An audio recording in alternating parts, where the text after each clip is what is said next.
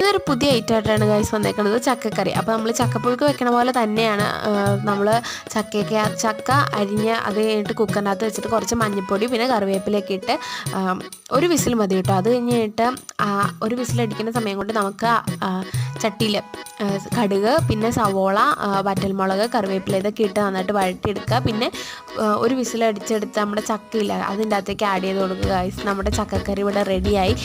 സാധാരണ നമ്മൾ ചക്കപ്പുഴുക്ക് വയ്ക്കുമ്പോൾ അരപ്പ് ചേർക്കില്ലേ, ഇതിൻ്റെ അകത്ത് അരപ്പ് ചേർക്കാനുള്ള അത്രേ ഉള്ളൂ വ്യത്യാസം. പിന്നെ രാവിലെ നമ്മൾ കടുക് പൊട്ടിക്കില്ലേ, അതും കൂടി ചെയ്താൽ നമ്മുടെ ചക്കക്കറി ഇവിടെ റെഡിയായി ഗൈസ്.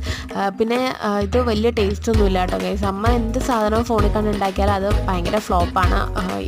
ഇതും അതുപോലെ തന്നെ ഫ്ലോപ്പായിട്ടുണ്ട്.